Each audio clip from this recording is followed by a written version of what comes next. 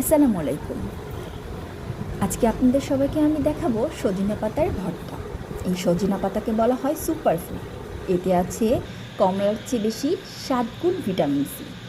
ঠান্ডা কাশি দূর করে, রক্ত পরিষ্কার করে, রক্ত শূন্যতা দূর করে, ডায়াবেটিস কন্ট্রোল করে। দুধের চেয়ে 4 গুণ বেশি ক্যালসিয়াম আছে। তাই আমি সাজেস্ট করব সবাই সজিনা পাতার ভর্তা অথবা ভাজি খাবেন। সজনা পাতা ভর্তা করার জন্য পেঁয়াজ কুচি এবং অনেকটা পরিমাণ রসুন আমি হালকা তেলে ভেজে নেব। বেশি তেল না ব্যবহার করাই ভালো। কিছুটা কাঁচামরিচ, সাথে একটু কালোজিরা। কালোজিরাটা তো আমাদের মহান মৃত্যু ব্যতীত সকল রোগের জন্য কালোজিরাকে ব্যবহার করা হয়।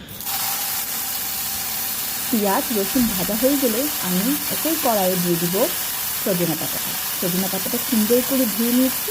এবার কড়াইয়ে দিয়ে এটাকে হালকা একটু ভাজা ভাজা করে নেব, যাতে সেটা সিদ্ধ হয়ে যায় এবং কাঁচা ফ্লেভারটা না থাকে।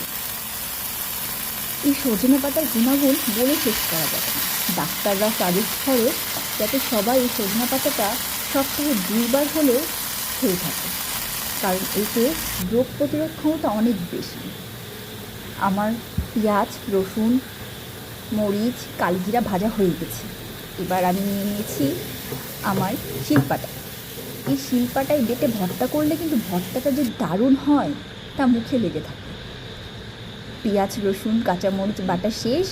এবার আমি নিয়ে নিব সজনে পাতা। সজনে পাতাটা মিহি করে হালকা একটু, পুরো মিহি করবো না, হালকা হালকা যাতে বোঝা যায় পাতাটা, সেভাবে বেটে নিয়েছি। এতে মুখে দিলে পাতার একটা স্বাদ পাওয়া যাবে। আমার কিন্তু ভর্তা বানানো শেষ, কিন্তু লোক তো মানছে না। পরে ভাত খাওয়াবো এটা ভেবে চিন্তা করতে পারছি না, এখনই খেতে হবে। এত মজার ভর্তা। আমি সঙ্গে সঙ্গে পাটায় ভাত নিয়ে মেখে খেয়ে ফেললাম। আপু ও ভাইয়ারা, তোমরাও কিন্তু খেয়ে দেখবে। পাটায় কিন্তু ভর্তার সাথে ভাত মেখে খেলে মজা লাগে। এটা মায়ের হাতের এক স্বাদ পাওয়া যায়। খুব মজা হয়েছে। আমার তো মনে হচ্ছে আমি আরও ভাত খাই। ভর্তাটা সব মনে হচ্ছে এখন খেয়ে ফেলি। তোমার ভাইয়া খেয়ে তো বলছে অনেক মজা হয়েছে। আসলেই ভর্তাটা খুব মজা হয়েছে। সবাইকে রিকোয়েস্ট করব ভর্তাটা খাওয়ার জন্য।